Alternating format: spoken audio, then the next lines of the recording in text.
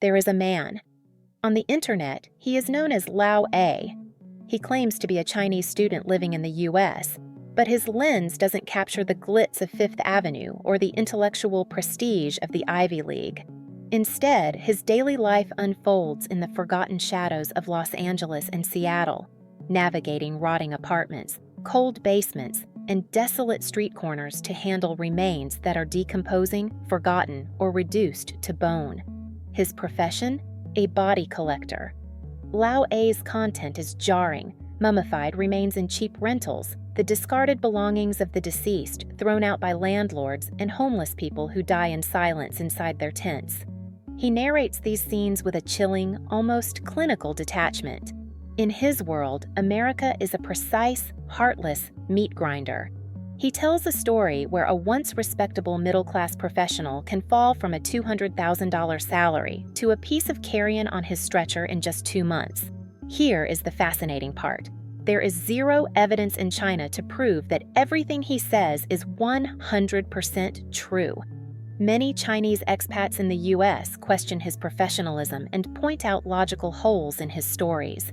And yet, the vast majority of people in China choose to believe him unconditionally. Why? Why is there such a massive collective consensus despite the lack of evidence? Because people no longer care about the truth on the other side of the ocean. Lao A is a catalyst.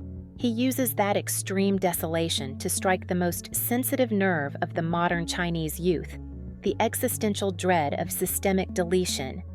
People share Lao A's stories not to learn about America, but to vent their own anxieties about the survival squeeze they are feeling at home. Over the past few years, the concept of running, emigrating, has evolved from a meme into a serious ideology in China.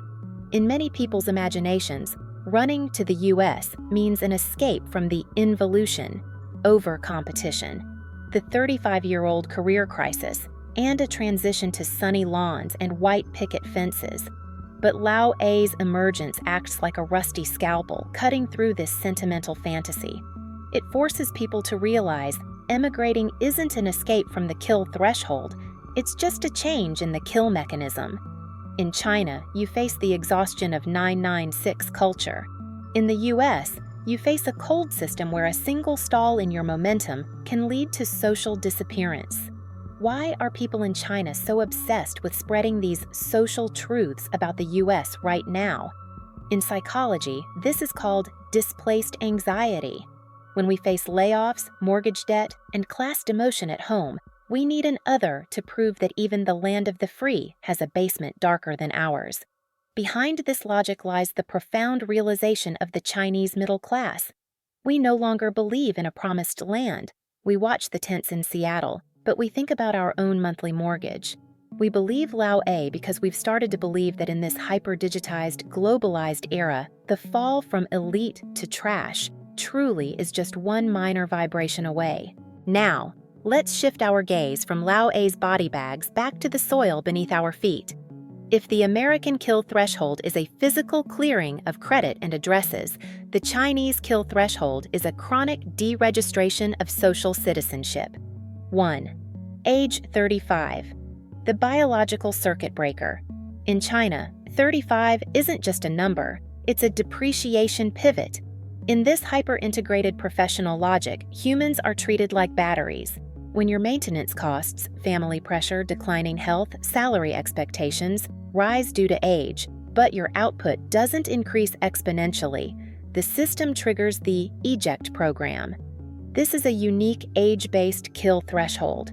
It's a silent terror, the feeling of a doomsday clock ticking throughout your 34th year. If you are laid off at this age, you don't just lose a job, you lose the system's recognition of your re-employment value. 2. 8.5 million dishonest debtors. Digital ghosts. As of 2026, the number of dishonest judgment debtors, LaoA in China, has surpassed 8.5 million. These aren't hardened criminals. Most are former small business owners, middle-class families who bought homes at the market peak, or ordinary people who lost everything after a failed loan guarantee. Falling onto this digital blacklist is a bloodless execution. In a society where digital payments have 100% penetration, losing your social credit means becoming a ghost. You can't take high-speed trains, your WeChat and LaoA accounts are restricted, and even your children face stigma at school. This digital isolation revokes your right to breathe as a modern economic entity. 3. The mortgage shackles, 30 years of pledged life. The heaviest link in the Chinese kill threshold is the mortgage. In the US, the threshold often ends with eviction. In China, it's debt that follows the person. Even if the house is gone, the debt remains for life. This preemptive destruction of the future is why the Chinese middle class reacts to any economic tremor with a state of near PTSD. Despite the crushing pressure, why hasn't China seen Seattle-style tent cities on a massive scale? The answer lies in the most hidden final line of defense for a Chinese person: the respawn function of the rural homestead. This is the ultimate redundancy granted by Chinese civilization. Even in 2026, roughly 18% of rural homesteads remain vacant. They are not just land, they are rent-free havens protected by law. This pre-modern land system has unexpectedly become the final levy against post-modern financial risk. As long as the roof back home hasn't collapsed, and as long as that plot of land can still grow potatoes, a Chinese person feels they haven't been completely killed. This possibility of retreating to the village drastically dilutes the despair of urban failure. We find Lao A's stories terrifying because Americans truly have nowhere to go, while we still have a patch of yellow earth to fall back on. Through the mirror of Lao A, the lesson we should learn is not to mock the suffering of other nations, but to develop a survivor's wisdom.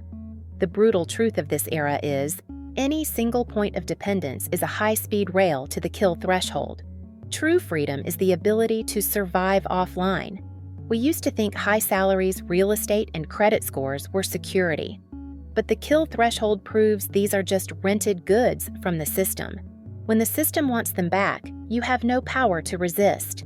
In this 2026, where the margin for error is shrinking, we must do two things: build redundancy in finances and skills. Don't chase extreme efficiency, chase extreme endurance. Maintain real social connections. Human bonds and family ties that aren't defined by the internet are the only ropes that can pull you back when the system tries to deregister you.